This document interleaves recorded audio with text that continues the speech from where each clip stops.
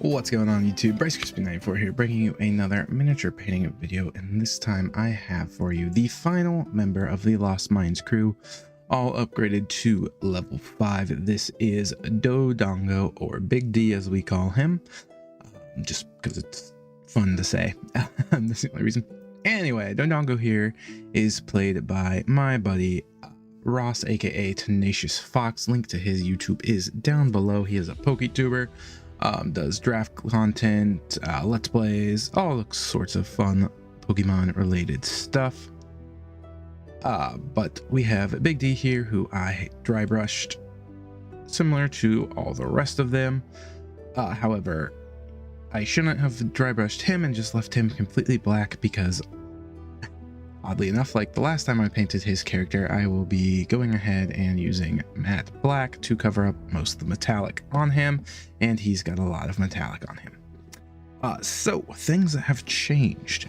We have discovered that he is Oath of the Redemption. He is level 5 now, but he's only 4 levels in Paladin and 1 in Sorcerer, taking the Draconic bloodline feat. And the fun thing about him taking the Draconic bloodline feat is he was able to grab Red Dragon. So that'll be a little difference here in between our character here and the new model. There's going to be some red thrown in, as it is said that when you have that Draconic bloodline, you get scales of that color, whether you be Dragonborn, human, orc, whatever. So I think that'll be fun. And thematically, basically, as he leveled up, he unlocked this power within him, and we saw the scales on his hands and on his face and on his shoulder, you know, all over his body, but the only thing visible is really his hands and face, turn a little more red. Still the base blue Dragonborn, but he will have some red on his body that we'll be using the lovely Dragon Red to do. Other than that, not much has changed with his weaponry. He didn't get any fun magical items. He did grab a second scimitar, so that way he could make use of 2-weapon fighting, which is really fun that he's got the 2-weapon fighting and a sorcerer. So yeah, we still haven't had a session, obviously, with the new level 5 characters, but I'm really looking forward to see how he plays this new Paladin multi-class sorcerer. But that's enough chit chat out of me. Oh, no, it's not. I do want to say this is a Hero Forge model, and the bug just flew into my face. But Hero Forge model, link to it is down below if you want to paint along, or if you just want to use this as an idea for your own Dragonborn Paladin sorcerers, then yeah, that's what this is here for. But now it's been enough chit chat, so let's get to painting. All right, so the first thing we want to do for this model is anything that is going to be metal, we are going to make sure it is black. Just any type of black. I'm using Army Painter's matte black as normal, but if you're using Vallejo black or Citadel black, same deal.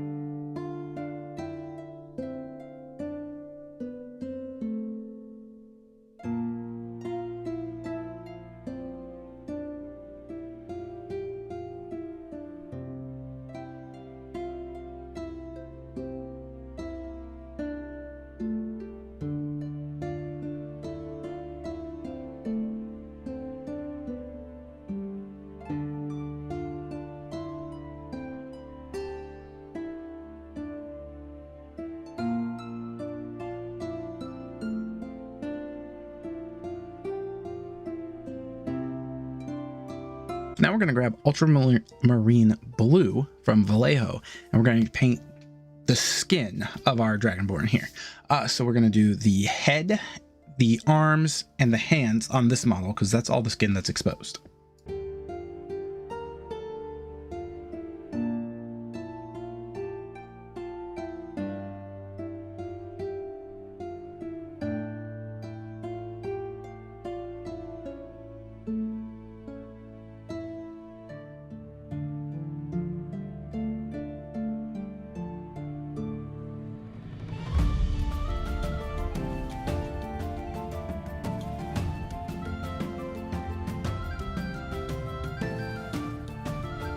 Now we're going to grab Army Painter's Greedy Gold and we're going to do the armor, but not all of the armor, just the boots, the innards of the shin guards. And I mean, not like there's a little cuff on the outside. We're not going to do that. And then the torso, not the chest and shoulders, just the belly and lower back of the armor.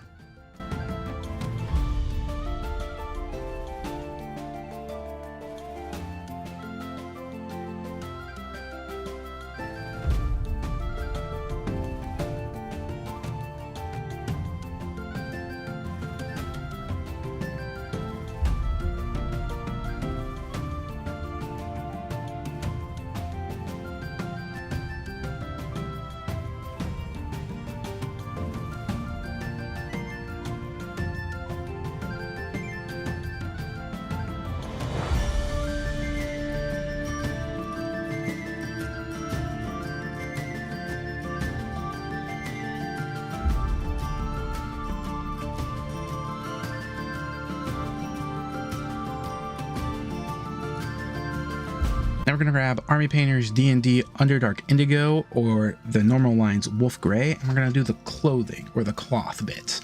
So this is going to be the frills coming off of his shoulder armor, as well as a little bit of the neck that you can see, and then the pants of the model, and then the kind of drapings he has on the boots. And we're just going to do this in this nice cloth color that we're going to finish off with a wash later on. Oh, and also the gauntlets on his arms will be in this Underdark Indigo. Not the straps, but just the gauntlets themselves.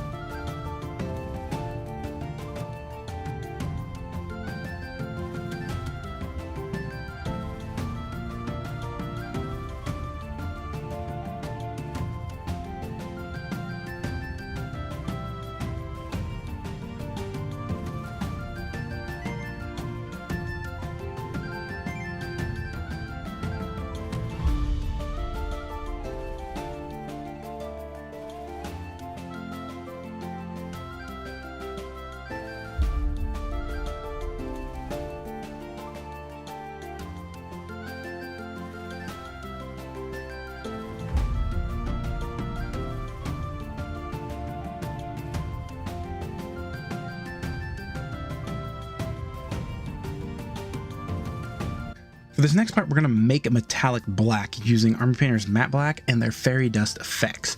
So what I did was a 3-to-1 ratio, 3 matte black and 2 fairy dust. And we're just going to apply this to the shoulders and upper torso part of the chest that we did not paint.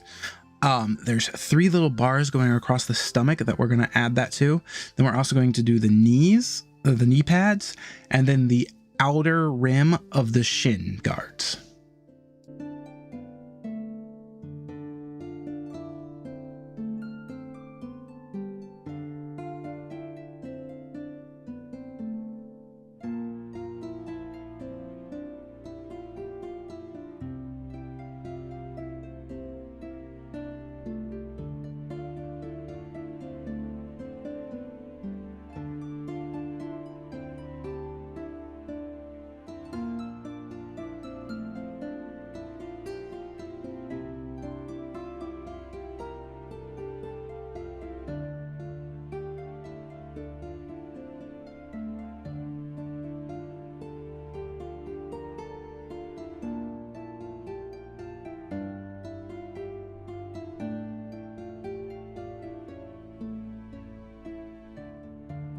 Now, since our Dragonborn is a sorcerer of draconic bloodline, that is not a blue dragon bloodline, it is a red dragon bloodline. We're actually going to add some red to this model to give him sort of that red scales to show he has both dragon species in him. So what we're going to do here is we're going to grab Army Painter's Red Dragon, and we're going to do the innards of the frills and then the backs of the frills. And then we're going to come down and we're going to put a smear on his knuckles and then just kind of wipe it right off, almost like a dry brush, but we're wiping it off. And that's just going to leave that kind of red tint to his knuckles. And then we're also just going to do kind of little highlights on his shoulders, just to show that there's some more scales that are red on this model. Now we're going to take Elven Armor, which is one of my favorite metallics I have. It's a very pretty blue color. And we're going to do the hilt and handle of both scimitars, as well as the hilt and handle of the greatsword. Then we're going to spin him around and we're going to look at that bottom metal piece on the spear and then that kind of grip right before the tip of the spear. We're going to paint that as well. And then finally, the little kind of triangle piece he has on his belt, we're going to hit that with it as well.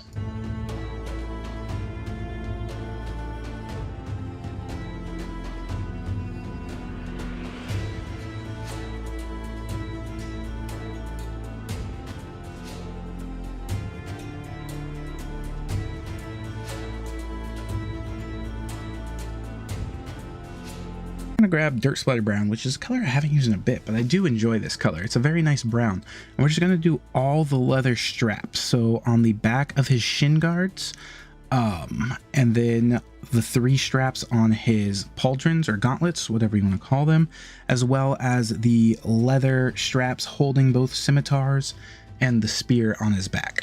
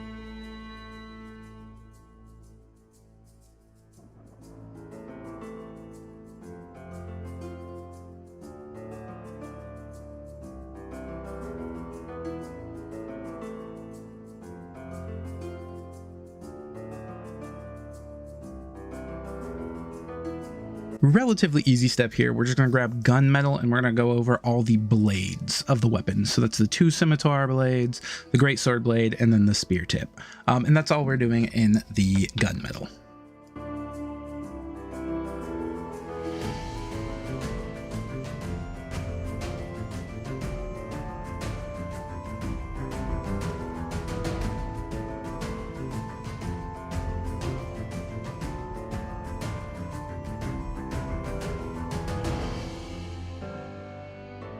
We're going to hop back to the greedy gold for a second now that we have the straps painted, because we can do the little buckles on the gauntlets.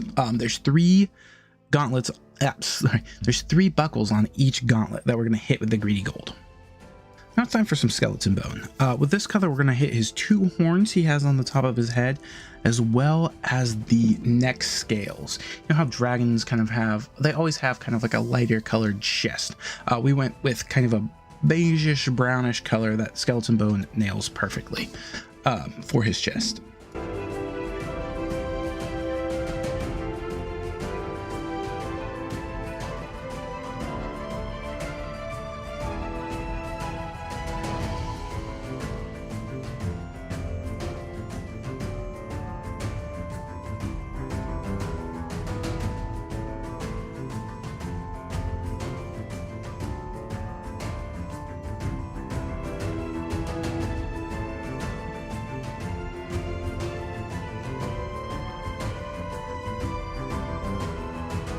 Gonna break out some of our Reaper paints here, and we're gonna grab Driftwood Brown, and we're going to do the Staff of the Spear. This way, it's just a lighter brown that kind of separates it from the other brown we've already used.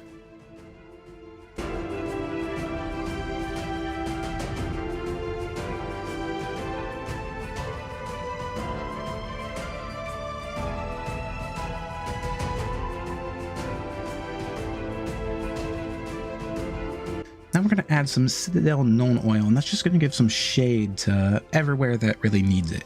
We're going to cover the entire model in this, including weapons, face, armor, hit everywhere you can, because it's going to give those shadows we want, so we don't have to do a lot of highlighting and all that extra later on.